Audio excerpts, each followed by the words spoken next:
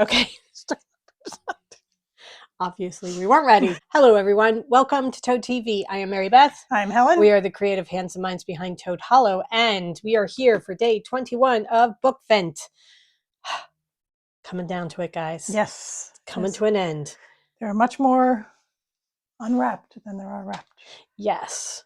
At the beginning, I thought it's going to be, I never want this to end, but now I'm so excited about all the different titles that we have to read that I just want to dive into everything. Yes. So I don't need it to keep going and going and going. I kind of want to just... And they'll carry us for quite a bit. They will. And I'm excited about just sitting back and just enjoying them now. Right. Yeah. So, okay. So today is brought to you by the letter E. And for sister number 3, I got her The Roundhouse by Louise Erdrich. And it is a book that takes place on an Ojibwe reservation, and it revolves around the Roundhouse, which is part of a place that they go to worship. So, but a woman is attacked on the reservation, and it all takes place from there. So I was looking for mysteries and thrillers for her, and this was one of the ones I picked. This is one of the ones that I'm not sure about because I don't know that we've read anything by this author. I do know that the sentence, the one we were looking at, that she wrote a couple years ago, was very highly acclaimed. I know we were hearing about it on all our reading podcasts. So okay. So the sentence is the name of another book. Right. And the name, that's why the author's name sounded so familiar. Right. So. Okay. So for my book, I got a big, thick book. I got a very heavy book. This thing weighs like 10 pounds. All right. So mine is... Again, I'm not quite sure. Lady of the Hay about this one. By Barbara Erskine. This is a tune. Okay. Did not realize when I bought it that it was going to be, 850 years. Not that that's a bad thing. No, it could be a really good thing. They reprinted it on the 25th anniversary. So it is a story spanning centuries and a revenge long demanded. Okay. We have, again, whoever is... I think Thrift Books throws these in. Okay, so we have some bookmarks from Thrift for Chewy and Factor. All right. But in London, journalist Jo Clifford is planning to debunk the belief in past lives in a hard-hitting magazine piece. But her skepticism is shaken when she undergoes hypnosis and finds herself reliving the experiences of Matilda, Lady of Hay, a noblewoman during the reign of King John. As she learns of Matilda's unhappy marriage, her love for the handsome Richard de Clare, and the brutal threats of death at the hands of King John, it becomes clear that Jo's past and present are hopelessly entwined, and that 800 years on, a story of secret passion and unspeakable treachery is about to begin again.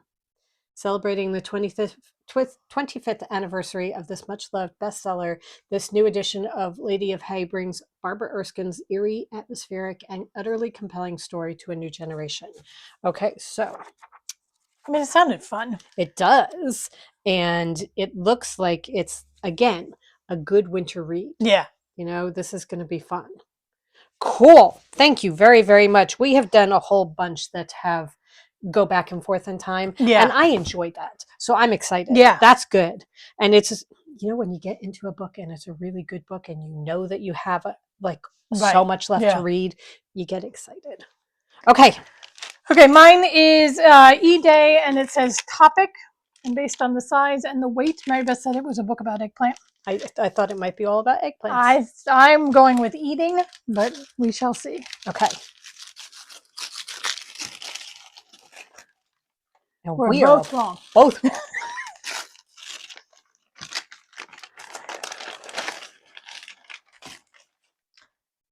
Sunset, 365 days of garden color. Keep your garden in bloom. Oh my goodness. This is beautiful. Gorgeous. I'm going to have to talk to her afterwards. Nowhere in here do I see the letter E, but that's okay. We'll figure it out. Oh, look, every season. All right.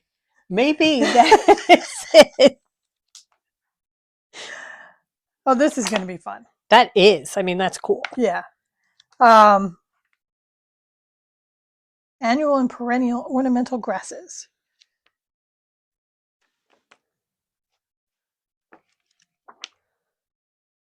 English garden, maybe? Maybe it's English garden. It is beautiful. It is. Oh, by Philip Edinger.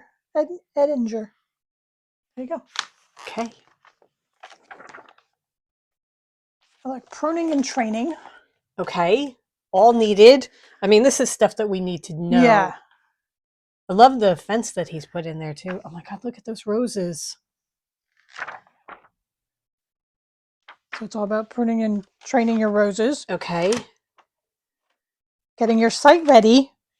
That's important. We need that. How to prepare the soil. Yep. Okay.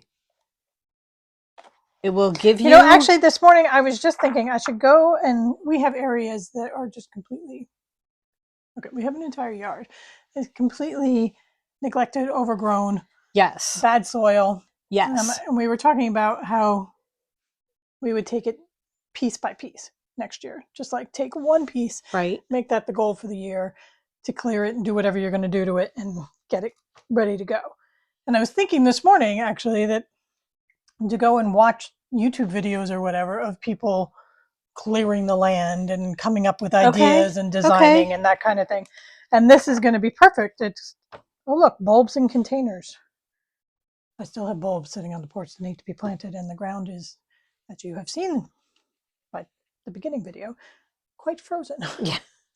But I can still put them in containers. Right. So, look at that. I mean, look how pretty that is. Okay, now you have to show them. That's awesome. Oh, it's a very, very heavy book. Look how pretty that is. Okay. Oh, and it tells you all about different containers and what is good and what isn't. That's very cool. This is going to be one of those really good research books that you can, or reference books that you can keep going back to over and over again. And annuals and perennials, container gardening, garden designs, gardening by design. There's a whole section for it. All right. Roses. There's a whole section for roses. There's a big section on roses. There's like 200 used to have pages. the most gorgeous rose garden. Oh yeah. That we would handpick the Japanese beetles from. Ah, fun times. All right. Bulbs. Sunset garden climate zones. Glossary of gardening terms. This is cool. Very, very cool. Thank you very much, Sister Number 3. Yes. We will be putting this to good use.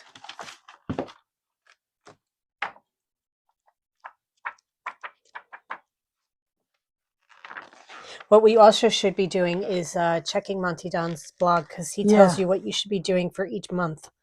You know, it's January. This is what you should be doing. Yeah. Curved walk with freeform planting. Formal entries. Okay, so you have to show.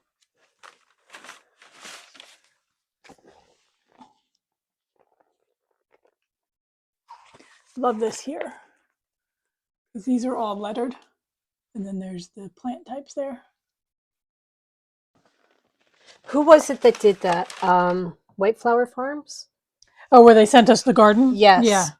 We planted, and we will see what happens. Right. We are giving it a year to see what is going to happen with it. Okay. Framed by irregular beds.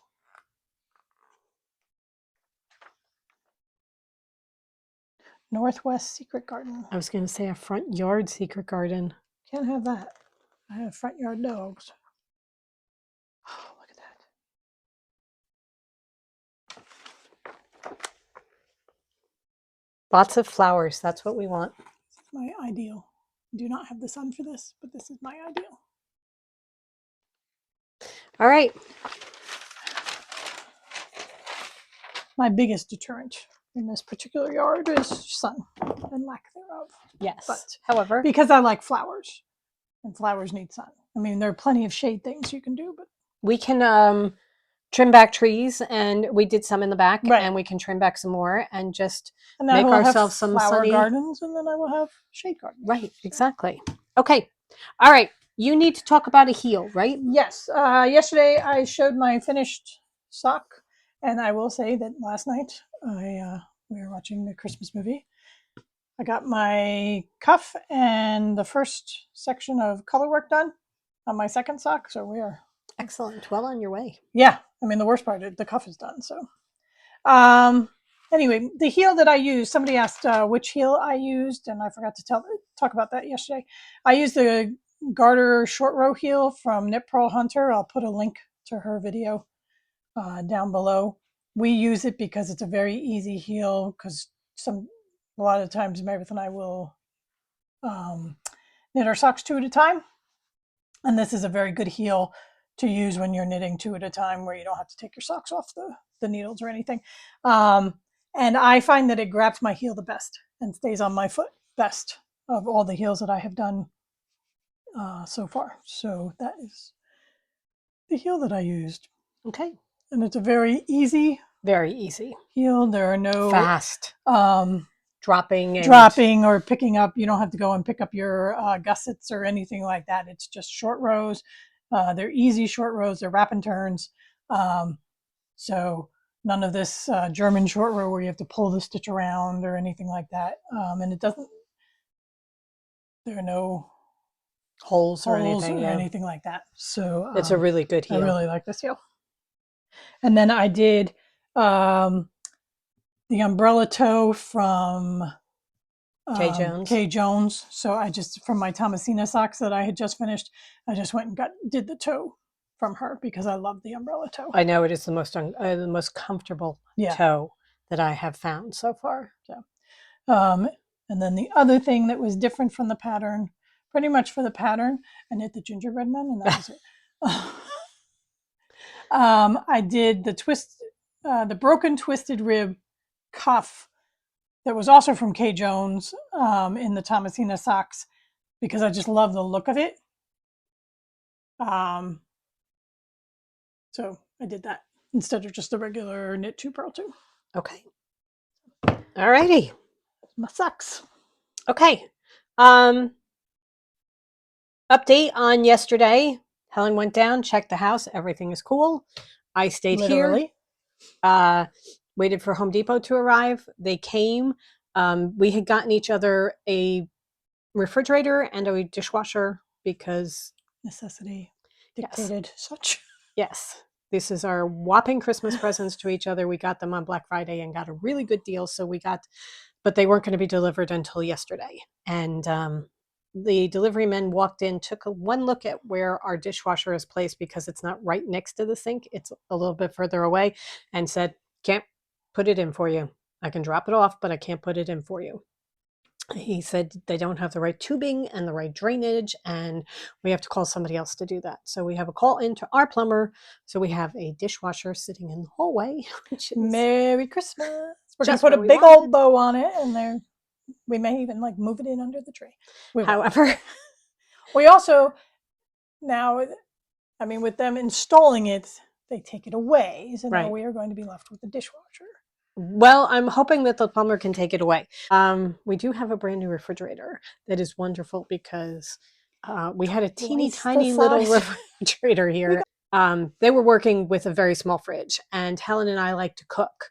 We don't like to heat things up. We like to actually cook things, which means we need fresh produce and things like that. So we need a place to put it. And the refrigerator that was here just wasn't cutting it. Okay. So we got a nice bigger fridge. However, we were restricted because the castle has very, very big rooms and teeny tiny doorways. So some doorways are quite impressive. Yes. The doorway to the kitchen, not so much. Not so much because staff. Yeah. Kitchen doesn't have to be decent or impressive. So we were restricted to a certain size, but it worked out okay because it's a beautiful refrigerator. It really is. I absolutely love it. Yeah.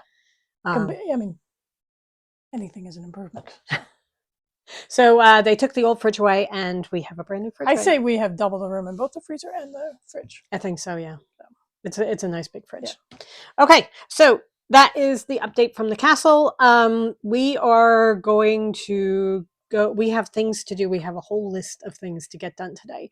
So we are going to go get to work because the first thing Helen has to do is edit. Right. Fun times. But we hope you guys have a wonderful rest of the day. Go forth and create. And we will see you tomorrow with day number 22. Right. All right. Bye. Bye.